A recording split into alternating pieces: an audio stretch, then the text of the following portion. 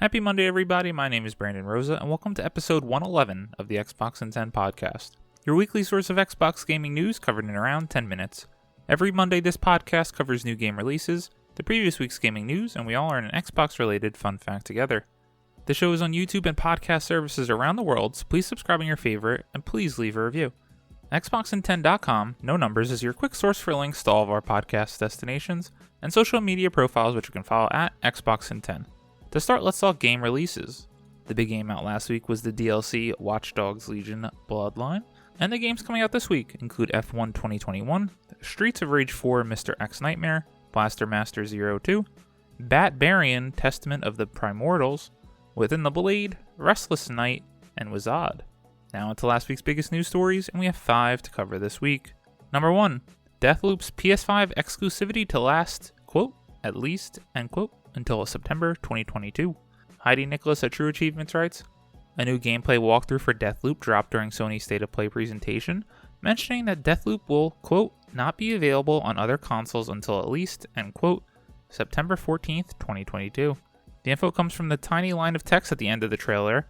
September 14th, 2022 would be exactly a year after Deathloop launched for PS5, so we could perhaps hope to see it arrive for Xbox soon after. Deathloop is Bethesda's upcoming action game set in a time loop on Black Reef Island. You play as Colt, who wants to end the loop, the only problem being that everybody else wants it to continue. As if being hunted by the island's inhabitants wasn't already enough, Colt will also be pursued by another elite assassin, Juliana, whose only aim is to make sure the loop keeps going. Colt will be tasked with learning about the island and its inhabitants to figure out how to end the loop, while also trying to outrun everyone else on the island, so no pressure. Deathloop launches for PS5 on September 14th and will be a PS5 exclusive until at least September 2022. An odd story to headline this week, as this is an Xbox podcast and this is a PS5 exclusive for at least a year coming soon. However, this game looks awesome, and now since it's a Bethesda game which is owned by Xbox, we're going to touch on it here, and it's going to come to Game Pass. I can't wait, it looks great, the style of it, everything. I can't fake and pretend I'm an Arcane fan, but now since it's a year away, it gives me more time to go through and play some of the Dishonored games and pray. Number 2, Ubisoft is reportedly shaking up Assassin's Creed with new live service game.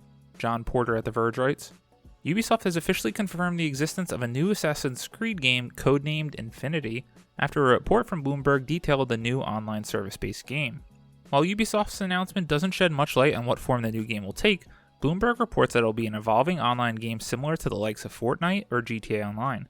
Infinity marks what is likely to be the biggest change in the franchise's history since its debut in 2007. Until now, Ubisoft has tended to release a new standalone Assassin's Creed game once every 1 or 2 years, each focused on a single location and time period. But according to Bloomberg, Infinity will feature multiple connected settings that may look and play differently, and this number may expand over time. The new game is reported years away from release. The title also marks a shift in how Ubisoft develops Assassin's Creed games. The company says while previous titles have generally been led alternatively by its teams in Montreal and Quebec City, the new game is being developed under a collaborative cross-studio structure between the two studios. Quote, rather than continuing to pass the baton from one game to game, we profoundly believe this is an opportunity for one of Ubisoft's most beloved franchises to evolve in a more integrated and collaborative manner that's less centered on studios and more focused on talent and leadership no matter where they are within Ubisoft, end quote, the company says. A very interesting approach and take on the Assassin's Creed franchise that was met with a lot of vitriol online. I understand the concern with everything trying to turn into a live service game, but I think there's an opportunity for this to be pretty cool. The only Assassin's Creed game I really played was Odyssey, and I loved my time with it. But the game is massive and huge and overwhelming, and I just couldn't finish it. I'd love Ubisoft to take this opportunity and make smaller games than they do now. Don't make me play 80 to 100 hours of a game, give me a nice 20 to 40 hour experience in a cool setting around the world, and I'll gladly jump in. Number 2, Destiny 2 The Witch Queen reveal coming next month. Luke Albages at True Achievements writes, Destiny 2's next expansion, The Witch Queen, is set to be revealed next month with a special Destiny 2 showcase event planned for August 24th. Bungie announced back in February that it had decided to delay The Witch Queen to early 2022, but it still seems like the team is ready to show its hand in regards to what the next chapter will hold. It makes sense, supposed leaks are already doing the rounds, so some official news on what the expansion will bring should be enough to keep fans involved. The August date also coincides with the start of the next Destiny 2 season, which will also bring crossplay, so it seems likely based on the timing that the events that unfold in Season 15 will directly lead up to whatever Bungie teases next for its major expansion. Destiny 2's last big expansion, Beyond Light, dropped in late 2020, bringing with it the first new element since the game's launch and some of its biggest and best play spaces. The in-game systems clearly look set up to allow for additional darkness-fueled subclasses beyond just stasis, but after the balancing nightmare the team had on its hands with that one, it'd be interesting to see how further elements or variations were handled. We'll find out next month that that's something that might be on the cards. I would say I'm a big Destiny 2 fan, but I certainly don't play the game consistently. I jump in from time to time on expansions, and I still can't believe myself that I haven't given it the time, because I've been so busy personally, to jump in, grind up, and replay the Vault of Glass raid. I'm certainly going to tune in for the showcase and hope they wow me and try to bring me back in. Number 4, exclusive. EA's DICE LA is changing its name to Ripple Effect Studios and developing an unannounced game. Kat Bailey at IGN writes, DICE LA is changing its name to Ripple Effect Studios, EA announced today, completing a rebranding that has been in the making for more than a year. It will be the new start for the former sports studio as it sets out to develop a yet-to-be-announced project that will follow Battlefield 2042. It will remain under the oversight of Respawn Entertainment founder and group GM Vin Zampella, with Christian Grass continuing in his role as general studio manager. Ripple Effect's new name, which was chosen following a team vote, is the latest in a long legacy of rebrands dating back to the late 90s. When EA first acquired DreamWorks Interactive, DICE LA was founded in the wake of the closure of Danger Close Games, which in turn was a rebranded version of EA Los Angeles. Since opening its doors in 2013, DICE LA has mainly provided support for its various iterations of Battlefield. At the moment, Ripple Effect is taking the lead on one of Battlefield 2042's new modes, which is set to be revealed at EA Play later this month. But behind the scenes, the studio is staffing up aggressively as it prepares to lead development on one of its own games.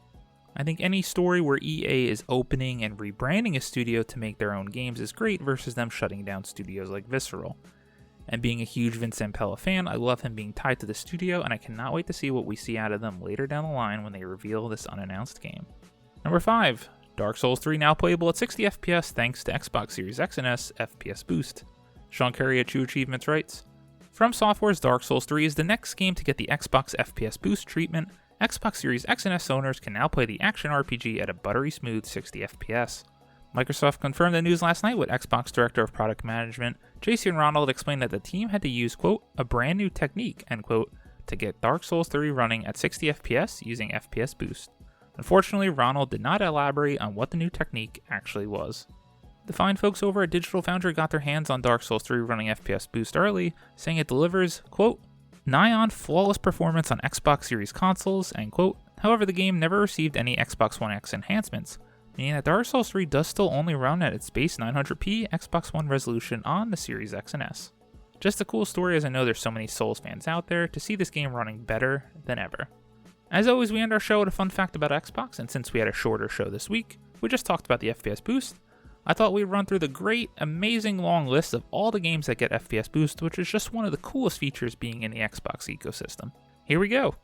Alien Isolation, Anthem, Assassin's Creed 3 Remastered, Assassin's Creed 3 Rogue Remastered, Assassin's Creed The Ezio Collection, Assassin's Creed Unity, Battle Chasers Night War, Battlefield 1, 4, Hardline, and 5, Beholder Complete Edition, Dark Souls 3, Dead Island Definitive Edition, Dead Island Riptide Definitive Edition, Deus Ex Mankind Divided, Dirt 4, Dishonored Death of the Outsider, and Dishonored Definitive Edition, Don't Starve Giant Edition, Dragon Age Inquisition, Dungeons Defenders 2, Dying Light, Fallout 4 and 76, Far Cry 4, 5, New Dawn and Primal, Gears of War 4, Golf with Your Friends, Halo Wars 2 and Halo Spartan Assault, Hollow Knight Voidheart Edition, Homefront The Revolution, Hyperscape, Island Saver, LEGO Batman 3 Beyond Gotham, LEGO Jurassic World, LEGO Marvel Superheroes 1 and 2, LEGO Marvel's Avengers, LEGO Star Wars The Force Awakens, LEGO The Hobbit, LEGO The Incredibles and LEGO Worlds,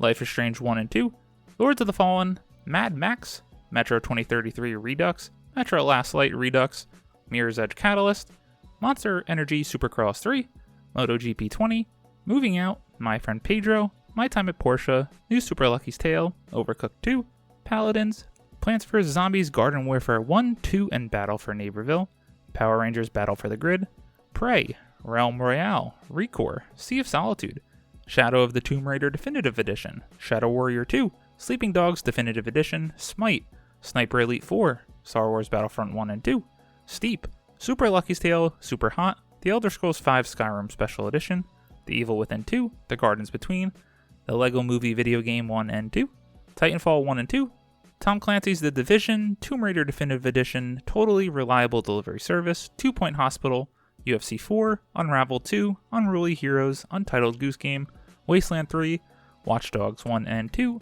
and Yakuza 6, The Song of Life. Phew, what a long list, but god, does this make me want to go back and play some of these games knowing that they'll run better than ever on my Xbox Series X and LG OLED C1 television. Thank you all for listening to the Xbox in 10 podcast, your weekly source of Xbox gaming news covered in around 10 minutes. If you like the show, please subscribe on your favorite podcast service, share it with your friends, and please leave a review. Give me feedback, let me know what your thoughts are on the show, or comment on any of the viable sources. And follow on all social media at Xbox in 10. This past week, I've continued my journey through Mass Effect 2. I'm coming in on the last, let's say, 5 to 10 hours of the game, and I did play through the first 2 hours of the Sea of Thieves A Pirate Life expansion, and I absolutely loved it. I wish I could find more time to play with my friend and get in the game. My name is Brandon Rosa. You can follow me on Xbox at Rosa93. Hope you all have a great week, stay safe, and keep on gaming.